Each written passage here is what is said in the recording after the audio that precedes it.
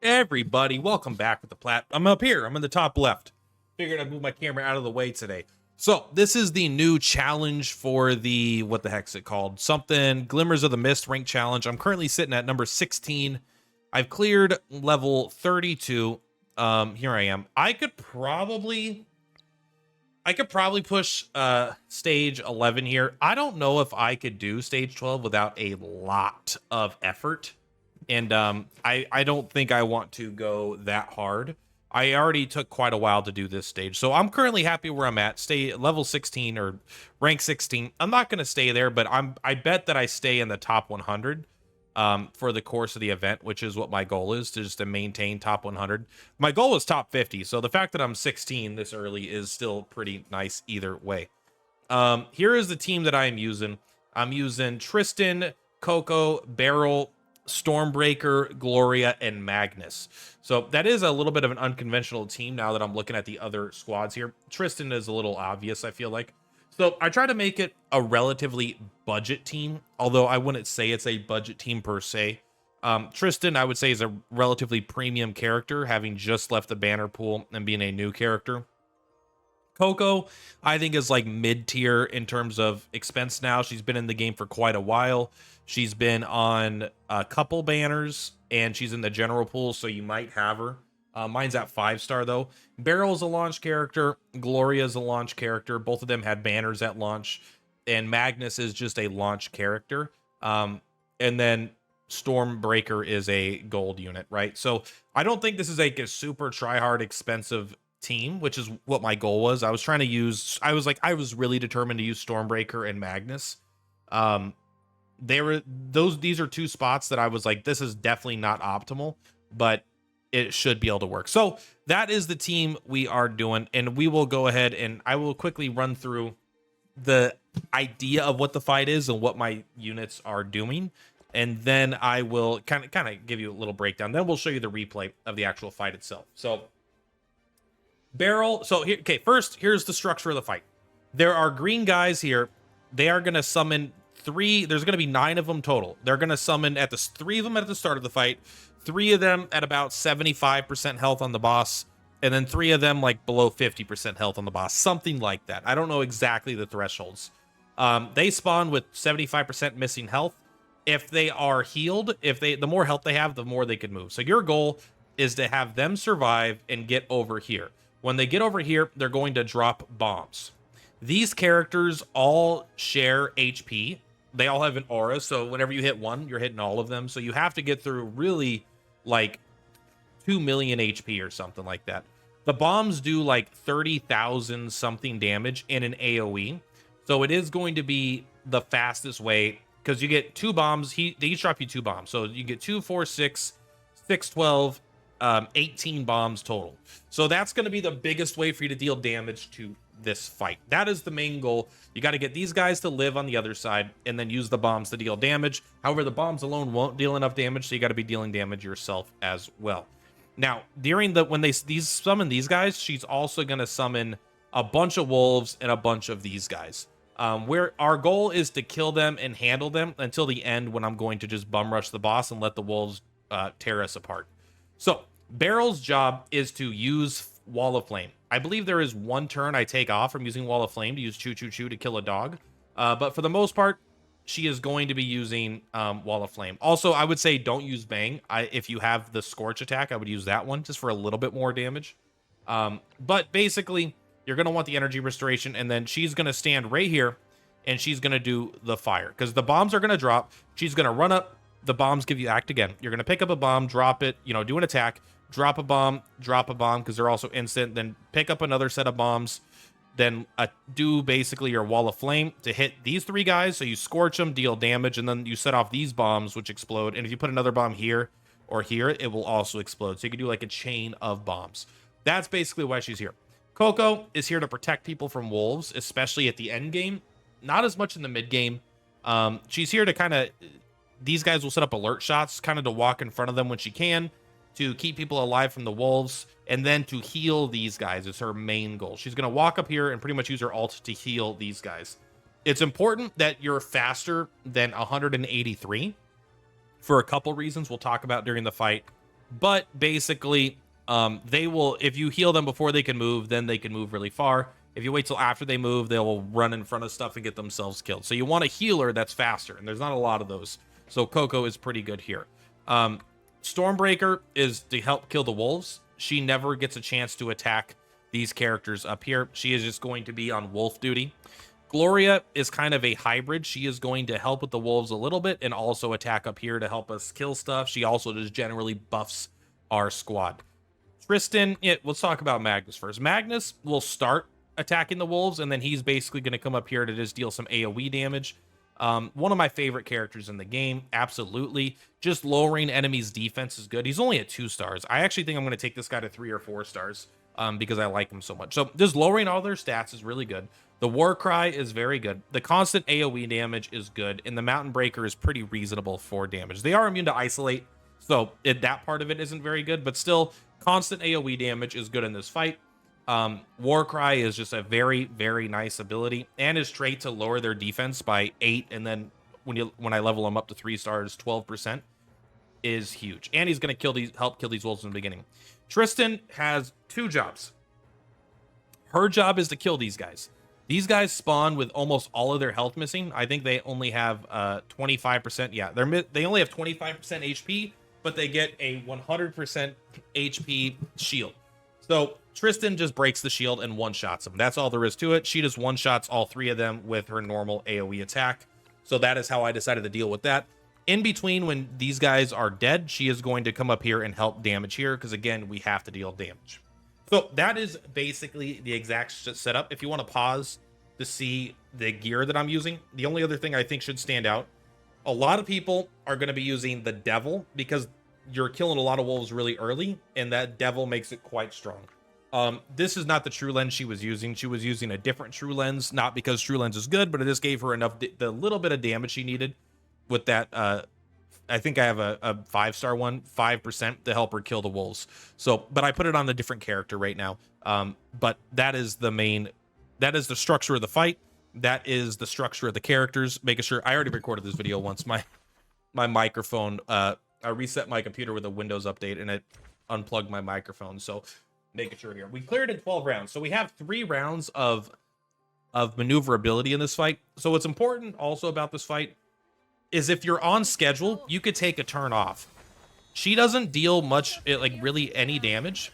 She doesn't really deal much damage herself. She will do an attack that you'll see here, like she'll do 60% AoE at the end of the turn. That's the only damage. Then it's just these guys alerts. Otherwise, she just puts shields and makes things revive themselves. So if you can kill the ads, you really have as much time as you need to take a turn off, to heal, to buff up and stuff like that.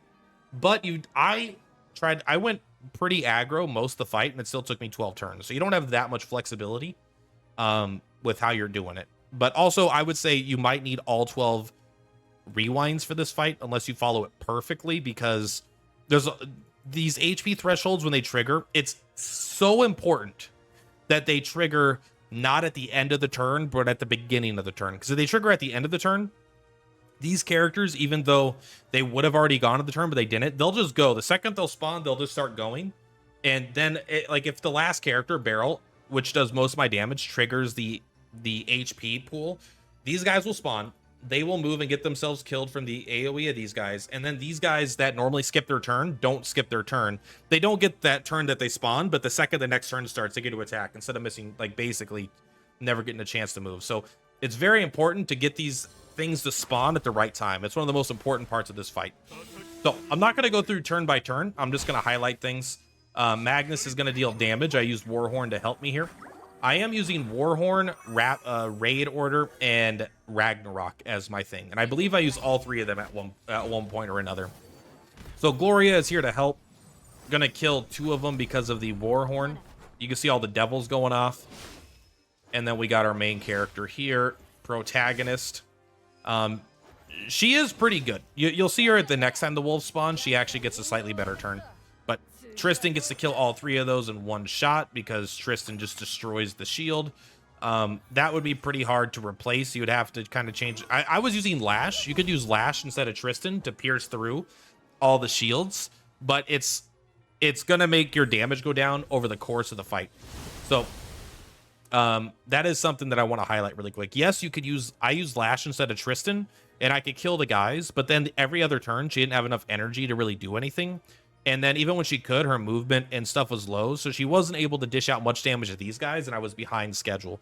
So Tristan made that possible, but if you go like one difficulty lower, you could probably take out Tristan, put in Lash, and you could clear that.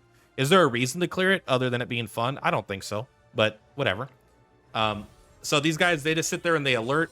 Another reason Gloria's good is her little flag here. You can put it down there in the row, so when things cross, it just hits the flag, which is very, very good. So we're gonna keep Storm down there because she's literally here for wolf duty. I don't know if this is the right call to use this ability right away. I just started wanting to dish out damage as fast as I could.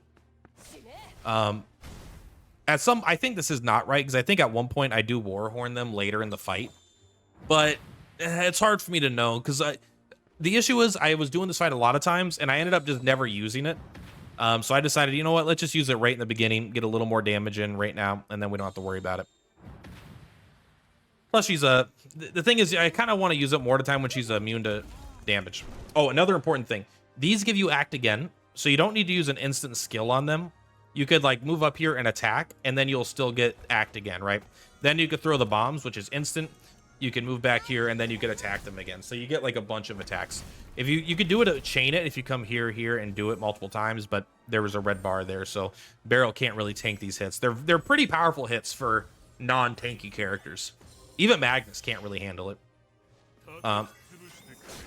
But Coco can handle it really well because Coco has so much HP. How much HP does this Coco have right now? 12,000. Yeah, and you have how much? 6,000. So yeah, twice as much. So that would have almost killed him straight up. And that's assuming that their defenses are similar, which I think he's less defensively built right now. So you can see here, we're just throwing down the bombs, deal as much damage as we can. This is a slow but steady fight. You know, you want to make sure you are just consistently going. I do feel like Beryl is really good here. So the reason I didn't do that is that if I did this, you can tell I use a rewind here because the best thing to do to deal damage would have been to break them all. But I did a rewind because when I did it, it spawned all the guys in at the end of the turn, and it just caused all these guys to die, all these units to spawn, and I wasn't ready for it. So instead, what I do here is I think I Ragnarok, and I try to deal some more damage. I might actually be even a full turn off.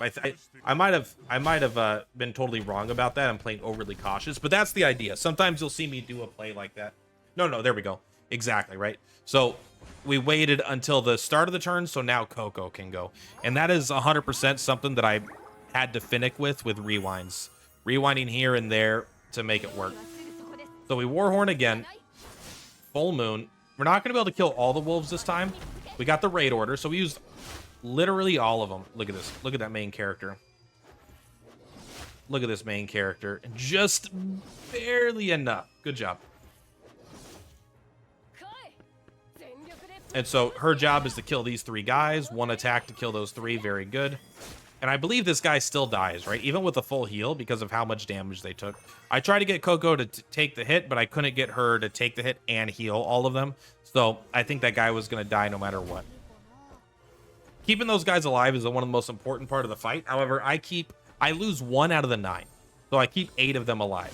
And 8 of them I think is enough. But you see here, I have to actually come heal this guy to make it happen. Otherwise he dies because of where he walked in the way of Stormbreaker. Great ability, lowering all their attack, but the issue is they have the shields. It's where sometimes I wish Tristan was the fastest character in this fight, but it's all right. I do believe I end up killing this wolf. Just now I have to kill him 3 times, right? Because he revives 2 times, which is very annoying. But it's like, okay, I think we can manage it. Not too bad. Another thing is, I don't know if I actually should be standing here, because this prevents me from putting down 3 bombs in a turn. But if you don't have all 6 bombs, it's not as big of a deal. If you only have 4 bombs, you could do 3 a turn, so it's going to take 2 turns no matter what. But if you have 6 bombs, I mean, you could, if you do all 3 spots, I feel like you just are in a better situation. So because the bombs attack not just diagonal or not just adjacent, but diagonal as well. So they'll attack like here.